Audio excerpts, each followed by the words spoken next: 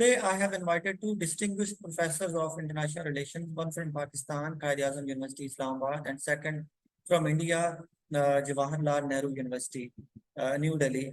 Professor Dr. Tahir Jamil is from Quaid-e-Azam University and Professor Singh is from JNU, New Delhi. First of all, I would like to introduce my two guests one by one. Professor Dr. Tahir Jamil. Professor Dr. Tahir is currently the faculty member at Area Study Center for Africa, North and South America, Quaid-e-Azam University, Islamabad. Previously, Dr. Tahir was associated with Government College Lahore. He studied American political development at University of Massachusetts, USA. Dr. Tahir did his PhD from Claremont Colleges, California, USA, under the prestigious Fulbright programs of the United States of America. Professor Dr. Singh is associated with the Center for International Politics, Organization and Disarmament, School of International Studies, JNU, New Delhi. Now, Dr. Singh has authored 2 books, 5 monographs, contributed 32 chapters in the books, 69 research articles in academic journals, and 127 in other periodicals. I welcome both of my distinguished guests in my show. First of all, a very warm welcome to all of you, my viewers. I have invited my two distinguished professors of international relations at my show. One is Professor Dr. Sawaran Singh from Jawaharlal Nehru University, and the second one is Professor Dr. Tahir Jamil. Professor Dr. Tahir is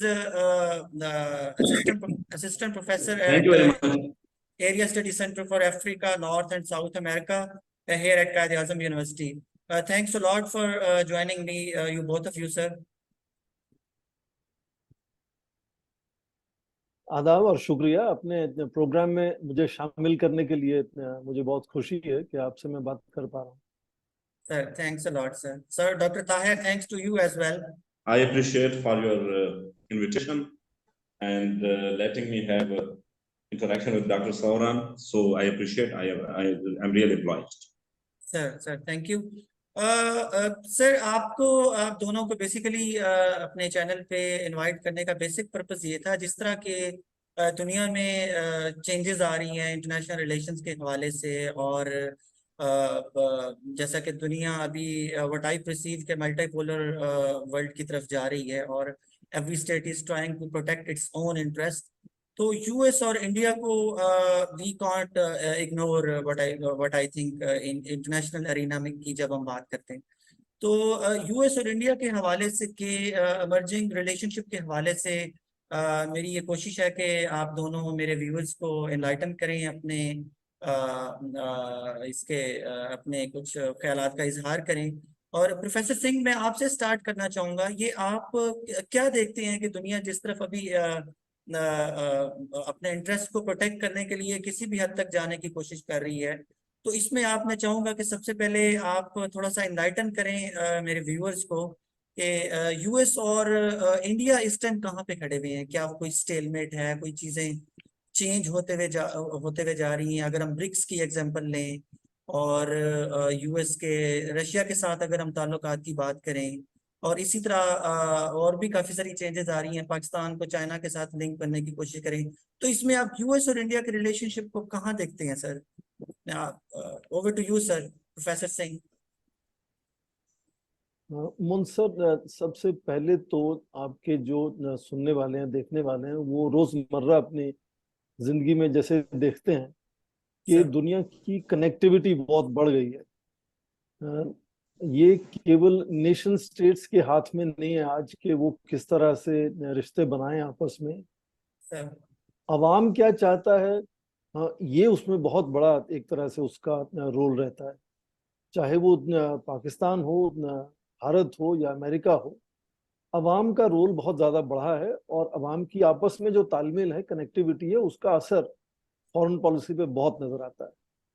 अब जहाँ तक बात US और भारत की है, आपने पढ़ा होगा खबरों में कि अब भारत दुनिया का सबसे बड़ी जनसंख्या वाला देश बन गया है अभी, और अमेरिका दुनिया की सबसे बड़ी इकोनॉमी है और उसके अलावा सबसे ताकतवर मुल्क भी वो दुनिया का माना जाता है, चाहे वो आर्थिक इकोनॉमी के नजरिए से देखें, या उसको मिलिट्री के नजरिए से देखें, तो एक तरह से जो दुनिया के साथ लगातार कनेक्टिविटी है वो भारत की और अमेरिका की काफी हद तक ज्यादा है बाकी मुल्कों के कंपैरिजन में। इसलिए मुझे लगता है कि वो आपस में तालमेल कैसा बनाते हैं, इस पर थोड़ी सी नजर सारे मुल्कों की रहती है कि भारत और अमेरिका आपस में कैसा तालमेल बना रहे हैं। मोटे तौर पर पिछले 15 सालों या 20 सालों में जब से सोवियत यूनियन का विघटन हुआ, कलेप्स हो गया, तो इंडिया का रुझान जो है वो अमेरिका और उसके साथ जुड़े हुए यूरोपीय देशों, उसके जो एलाइज हैं उनके साथ तालमेल बनाने की तरफ हो गया। तो माना जाता है कि पिछले 2 दशकों में करीब के भारत की जो प्रॉक्सिमिटी कहें कि वो अमेरिका के साथ बढ़ी है, उसमें चाहे वो डिफेंस कोऑपरेशन हो या आपस में ट्रेड इन्वेस्टमेंट हो, टेक्नोलॉजी ट्रांसफर हो, सब तरह से रिश्तों में एक तरह से गर्मजोशी ज्यादा नजर आती है। उसके ये मतलब नहीं कि भारत ने जो पुराने दोस्त थे जैसे रूस है उसको छोड़ दिया हो।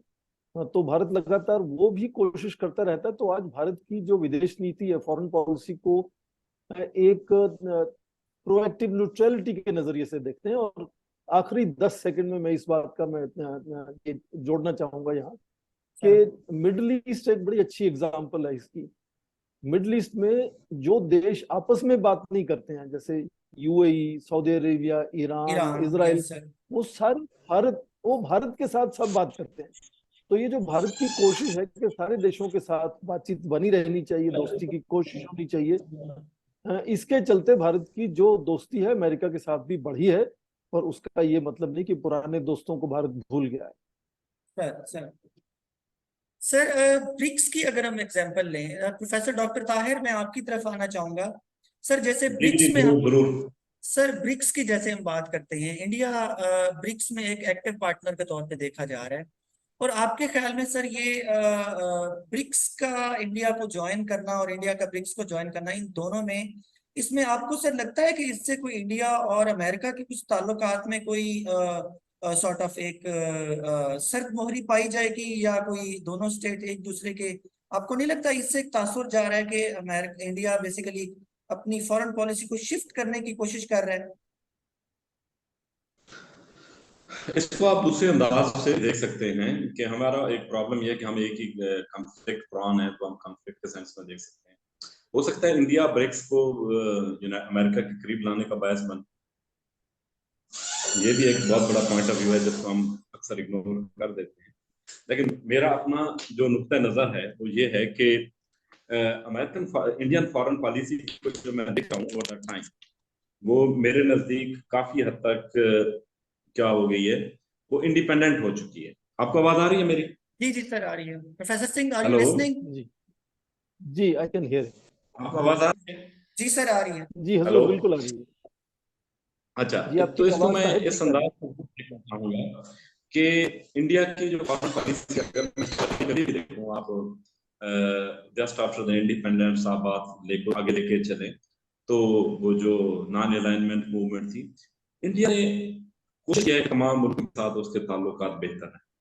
और वो जो फॉरेन पॉलिसी एक मोटिव होता है कि हमने अपने इंटरेस्ट के लिए काम करना है। इवन बाज़ औक़ात जैसा हम सोचते हैं कि भी इंडिया हो सकता है केवल हरीफ के तौर पे नजर आए फ्यूचर में, मुझे कभी कभी ऐसा नहीं लगता। जब मैं उनके ट्रेड टाइज देखता हूँ तो इंडिया मुझे एक इस वक्त ऐसा ही बड़ी कुव्वत नजर आ रहा है कि वो अपने इंटरेस्ट को इकोनॉमिक इंटरेस्ट को बहुत ज्यादा आगे रख रहा है। और उनकी फॉरेन पॉलिसी में भी मुझे काफी हद तक ऑटोनॉमी और इंडिपेंडेंस नजर आती है। और अमेरिका के जहां तक इंटरेस्ट का ताल्लुक है, वो यकीनी बात है कि वो एक निगोशिएटेड सेटलमेंट होगी। ये नहीं होगा कि एक फरीक डिक्टेट कर रहा हो और दूसरा फरीक सुन रहे हो, सर आपके ऐसा इस नहीं कमेंट होता। का सर तो और प्रोफेसर दूसरा हम ताहिर, आपके इस कमेंट का क्या मीनिंग जी लिया जी जाए? जैसे आपने अभी कहा कि इंडिया बेसिकली अमेरिका को ब्रिक्स कंट्री के करीब लाना चाह रहा है, what does that mean sir? मैंने ये नहीं कहा। मैंने कहा कि इसको देखने का, देखें चंद एक चीजें हुई हैं ना इस वक्त मिडल ईस्ट के अंदर जो डेवलपमेंट हुई है, सऊदी अरब और ईरान जिस तरह चाइनीज मीडिएशन के जरिए सामने आए, सर ठीक है। इस तरह भी हो सकता है कि भी ब्रिक्स के जो नेशंस हैं, हो सकता है वो इंडिया के थ्रू अमेरिका के करीब आ जाए। इसको हम इस अंदाज से भी देख सकते हैं। देखिए मैं आपको बताऊं, इस वक्त इकोनॉमी और इकोनॉमिक हेल्थ, हर कौम अपनी इकोनॉमिक हेल्थ को अप टू डेट रखना चाहती है, सर ठीक है। इवन आप चाइना और अमेरिका का जो कॉन्फ्लिक्ट देते हैं साउथ चाइना सी में, हमें वो थोड़ी देर के लिए ऊपर नजर आता है कि वो बढ़ रहा है, लेकिन बाद में वो फिर सेटल हो जाता है। तो इसका मतलब ये है कि कोई भी मुल्क इस वक्त इस कंडीशन में नहीं है कि वो अपने इकोनॉमिक इंटरेस्ट के ऊपर कंप्रोमाइज करे। और सर डॉक्टर साहब ने जो बात की है उससे मैं एग्री करूंगा कि इस वक्त जो ग्लोबल इम्पैक्ट है, हम पहले बात करते थे एंडोजेनस कंडीशन की, वो आपकी फॉरेन पॉलिसी जो आउटलुक होती है, अब मैं ऐसे लगता है कि जो ग्लोबल कंडीशंस हैं, जिसको मैं एक्सोजेनस कंडीशन भी कहता हूं मुल्क के हवाले से, वो आपके आउटलुक है और फॉरेन डिप्लोमेटिक बिहेवियर है, उसको बहुत ज्यादा हद तक वो असरअंदाज हो रही है। सर तो सर ये इस बात को कह सकते हैं कि भाई दुनिया इस वक्त बहुत ज्यादा हद तक कनेक्टेड होने जा रही है, और वो जो कॉमन एजेंडा होगा वो होगा कि इकोनॉमिक बेनिफिट किस तरह एक कौम दूसरी कौम से ले सकती sir professor Singh, I would like to engage you. आपको लगता है कि सर इंडिया और चाइना चाइना जैसे कि एक इमर्जिंग इकोनॉमी है, और बल्कि इंडिया इटसेल्फ रिसेंटली इंडिया ने यूके को सरपास कर लिया था इकोनॉमी के हवाले से देखें, तो सर आपको लगता है कि यूएस कोई रोल प्ले कर सकता है इंडिया और चाइना के आपस के रिलेशनशिप को बेटर करने में? क्योंकि जाहिर है these कि both states are considered to be the rivals, we can say that, in South Asian region, in Asian region itself. मुनसर जो ज्यादा डोमिनेंट व्यू है वो ये है कि अमेरिका भारत को चीन से अपना जो उनका टेंशन है या अपना जो कंपटीशन है सर उसमें काउंटरवेलिंग पावर की तरह से यूज करना चाहेगा। वो भारत को अपने साथ इसलिए जोड़ना चाहता है कि वो चीन से मुकाबले में वो जीत सके। यस पिछले एग्जैक्टली। करीब 4 या 5 सालों से 2017 से कई दस्तावेज ऐसे जारी हुए हैं अमेरिका से जिनमें ये कहा गया साफ साफ कि चीन आज ना केवल ये मंशा रखता है कि वो अमेरिका की जो ग्लोबल लीडरशिप है उसको रोक के अपनी ग्लोबल लीडरशिप को बढ़ाए, पर मंशा के साथ साथ हैसियत भी आज वो रखता है कि वो अमेरिका की जो ग्लोबल लीडरशिप है उस पर एक तरह से अंकुश कंटेन कर सके उसको।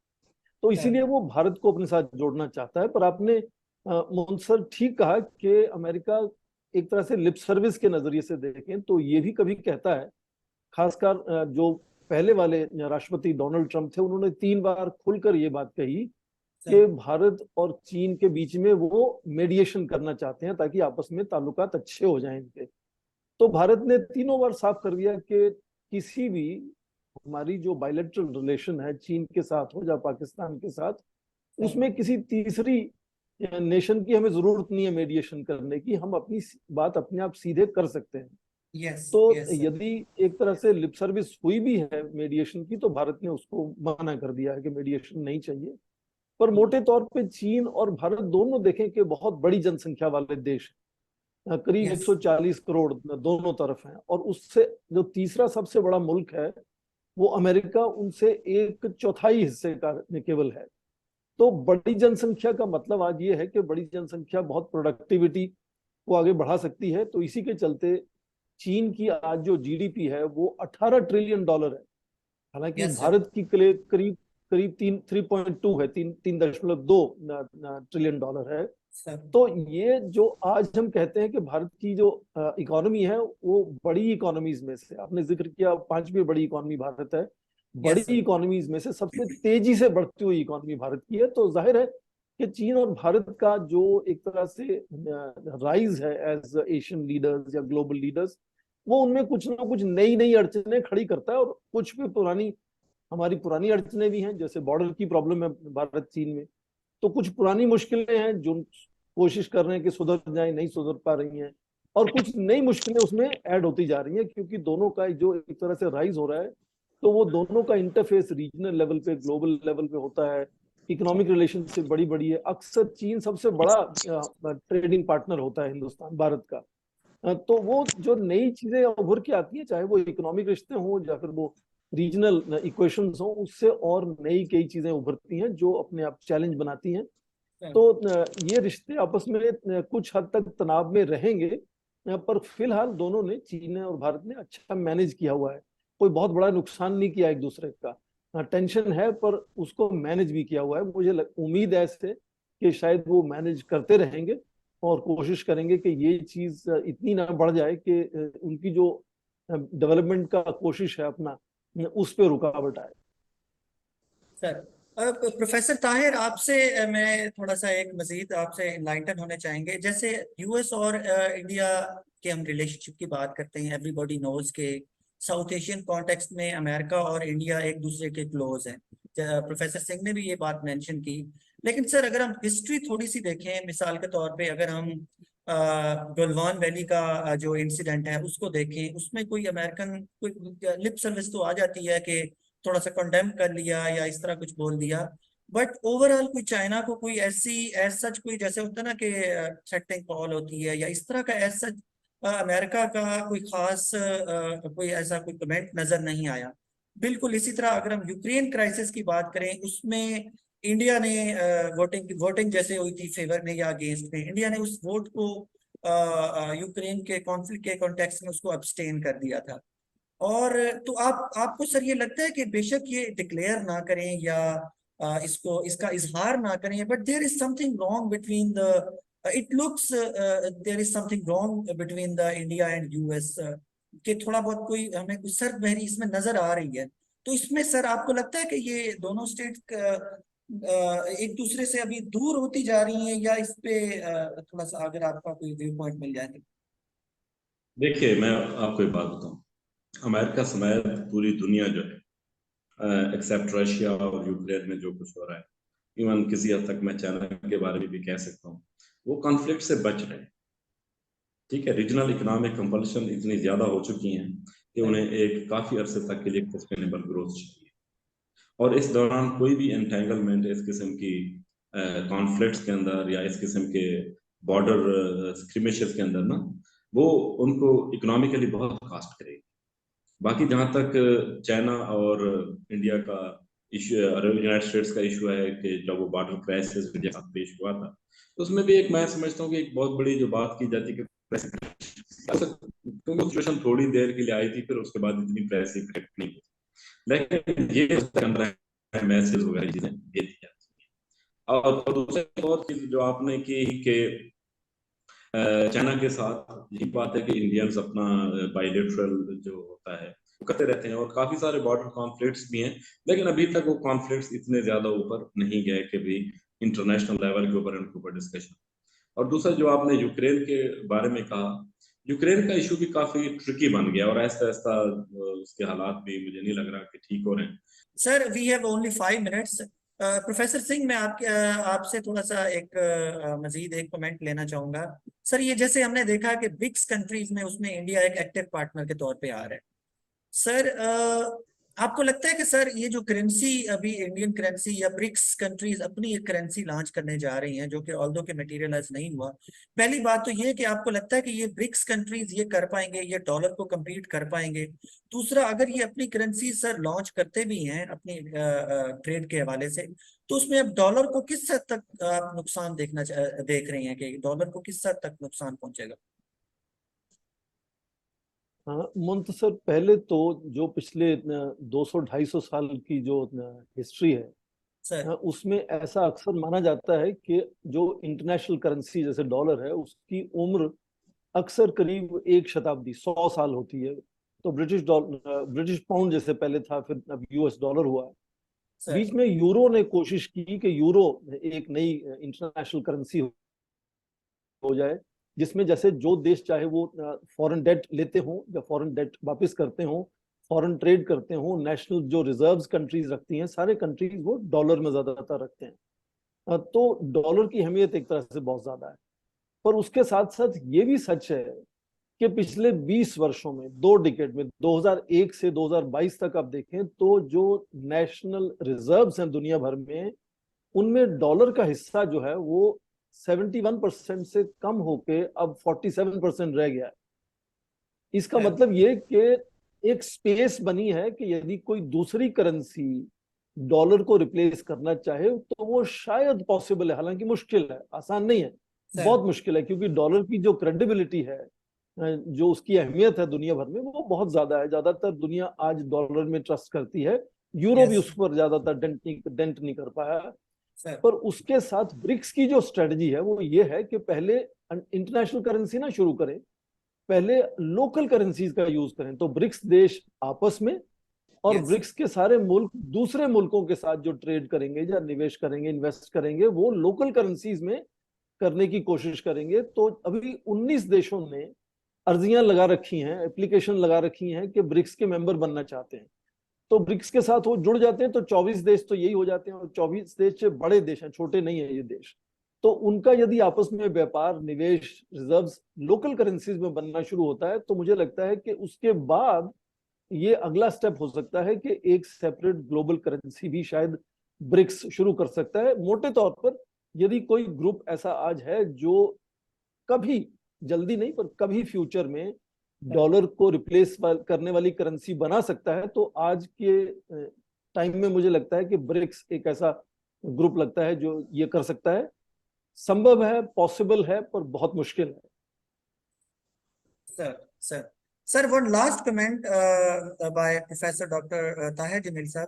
Sir, Indian foreign minister S जे शंकर ने एक स्टेटमेंट दी थी जिसमें उन्होंने कहा था वेस्ट की, बेसिकली उन्होंने what should I use the word, basically मुझे ऐसा लगा कि वेस्ट से कोई किसी किस्म की उन्होंने कोई दूरी दिखाने के लिए शायद ये स्टेटमेंट दी। जैसे उन्होंने कहा कि इफ इट्स देम, अगर उनका प्रॉब्लम हो अगर, तो वो समझते हैं कि ये उनका जाती प्रॉब्लम है, इंटरनेशनल कम्युनिटी को एंगेज नहीं करना। अगर ये हमारा प्रॉब्लम हो, इंडियन फॉरेन मिनिस्टर जयशंकर ने ये कहा, तो फिर वेस्ट समझता है कि ये इंटरनेशनल प्रॉब्लम है और उसमें अपने आप को इन्वॉल्व करने की कोशिश करता है। तो सर, आपको लगता है कि ये कमेंट ऐसा था कि जिसमें इन्होंने एक मैसेज पास किया वेस्टर्न कंट्रीज को कि they should remain in limits? And I will put up the same question on doctor Singh as well sir. मैं आपको ये बताना चाहूंगा कि इंडिया की जो फॉरेन पॉलिसी है उसमें हमेशा ये चीज रही है कि भाई सर हम काइंडली किसी बी डिक्टेट ब्रीफ, नहीं, we have 2 minutes only, 30 second में अगर ठीक है, हम कर डिक्टेशन लें। नहीं लेंगे। हाँ, इसमें एक एलिमेंट है कि भाई अब वो किसी से डिक्टेशन लेने के मूड में नहीं है। लेकिन प्रॉब्लम ये कि अगर कोई ऐसी सिचुएशन पड़ जाए कि जिसमें इस किस्म के हालात पैदा हो जाए कि इंडिया कैसे रिएक्ट करेगा, अभी तक ऐसी सिचुएशन नहीं आई। तो मेरे ख्याल में कि अभी तक ये अनप्रिडिक्टेबल है कि भी इंडिया कैसे फ्यूचर में, अगर ऐसी सिचुएशन आ जाए जिसमें वेस्ट उसको डिक्टेट करे, तो इंडिया कैसे react. Sir professor Singh, to you sir. मैं ताहिर साहब के साथ बिल्कुल सहमत हूँ कि आज क्या कभी भी भारत फॉरेन पॉलिसी पे डिक्टेशन नहीं लेना चाहता था। आज हैसियत भी है कि डिक्टेशन ना ले। जैसे आपने सुना होगा, भारत के फॉरेन मिनिस्टर अक्सर कहते हैं भारत आज दुनिया की सबसे बड़ी जनसंख्या वाला मुल्क है, 5वीं सबसे बड़ी इकोनॉमी है, तीसरा सबसे बड़ा डिफेंस स्पेंडिंग कंट्री है, सबसे फास्टेस्ट ग्रोइंग इकोनॉमी है, बहुत बड़ा मिलिट्री पावर है और न्यूक्लियर वेपन पावर है। तो ये सब के चलते दुनिया का सबसे बड़ा लोकतंत्र भी है, डेमोक्रेसी भी है। तो ये सब के चलते उन्हें लगता है कि आज किसी भी खेमे में, किसी गुट में, किसी ग्रुप में ज्वाइन करने की जरूरत नहीं है भारत को। भारत अपने जो राष्ट्रहित हैं, जो नेशनल इंटरेस्ट है, उनको सामने रखकर क्या पॉलिसी उसको सही लगती है वो बनाने की कोशिश कर रहा है। और मुझे लगता है कि ये रिस्पेक्टेबिलिटी और क्रेडिबिलिटी जो बाकी मुल्कों में भारत को मिल रही है, वो ये दिखाता है कि वो ये समझते हैं आज के भारत जो है वो किसी का पिछलग्गू, जब किसी की बैंड वैगनिंग करने वाला देश नहीं है। वो अपनी बात को आगे रखेगा, कोशिश करेगा कि निगोशिएट करके अपनी बात को समझा सके, बता सके, मनवा सके। नहीं तो फिर जो उसकी कॉस्ट है उसको भी बेयर करने के लिए आज भारत तैयार है। कुछ देश, कुछ मुल्क जाहिर है कि नाराज होते हैं कभी कभी भारत की जो न्यूट्रलिटी है यूक्रेन को लेकर। दोनों रूस और अमेरिका चाहते हैं कि वो उनसे जुड़े, उनकी बात करे, उनके साथ बात करे, उनके जैसी बात करे, और हुआ नहीं ऐसा अभी तक। तो यही बात कि मंशा हमेशा थी भारत की कि उसकी फॉरेन पॉलिसी पे कोई डिक्टेट ना करे, पर मुझे लगता है आज हैसियत भी है भारत की, जब बढ़ती हुई हैसियत है कि ये बात को वो मनवा सके, और वही कोशिश जारी है। Sir, Professor Dr. Tahir Jamil and Professor Singh, thanks a lot. I truly appreciate your time for me, sir. Thank you so much, and we will keep in touch, sir. Thanks a lot. I'm signing out, sir. शुक्रिया।